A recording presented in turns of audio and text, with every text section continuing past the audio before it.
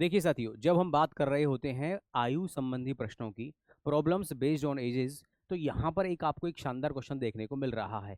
इस क्वेश्चन में हमको जो बताया गया है वो क्या है कि एक माँ और उसके बेटे की जो आयु है उसका जो अनुपात है वो है 6:1, 6:1।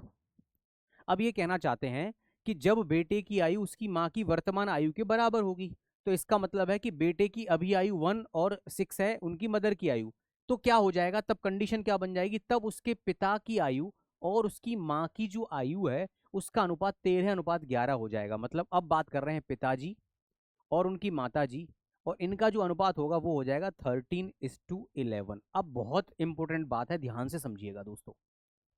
अगर मैं आपको ये कहना चाह रहा हूं कि बेटे की आयु 1 यूनिट है और वो माता जी की आयु के बराबर हो जाएगी, तो 1 यूनिट 6 के बराबर कब हो जाएगी, आफ्टर 5 ईयर्स। माता जी की जो आयु है वो 5 ईयर्स के बाद में 11 हो जाएगी, हाँ या ना। 6 + 5 दैट इज 11। इसका मतलब है 11 यूनिट से हमारा कंपैरिजन हो सकता है।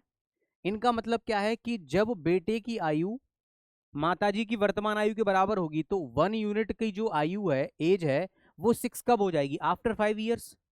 और आफ्टर 5 ईयर्स हम देखेंगे मदर की जो आयु है, एज है, वो 6 + 5 दैट इज 11 हो जाएगी, और यहां पर 11 गिवन है। इसका मतलब हम ये कह सकते हैं कि आफ्टर 5 ईयर्स फादर की जो एज है वो 13 होगी। तो बिफोर 5 ईयर्स क्या रही होगी, तो आपने कहा सर ये 8 रही होगी। इसका मतलब है 5 वर्ष बाद पिता की आयु कितनी हो जाएगी, 13 हो जाएगी। तो 5 वर्ष पहले कितनी थी, 8 थी, जो कि किसका काम करेगी, वर्तमान आयु का काम कर रही होगी, वर्तमान आयु प्रेजेंट एज का काम करेगी। इट मीन्स क्वेश्चन में पूछा गया है पिता की वर्तमान आयु क्या होगी, तो पिता की जो भी वर्तमान आयु की बात करेंगे, जो भी इनकी प्रेजेंट एज होगी वो 8 का मल्टीपल होगी। और 8 का मल्टीपल मेरे प्यारे साथियों एक ही आपको ऑप्शन दिखाई दे रहा है। ऐसे ही शानदार क्वेश्चंस का आंसर बहुत कम टाइम में देखने के लिए केबीसी दीक्षालय परिवार से जुड़े रहिए। बहुत बहुत धन्यवाद। मैं फिर आऊंगा, जरूर आऊंगा आपके लिए शानदार वीडियोस लेकर। Thank you very much.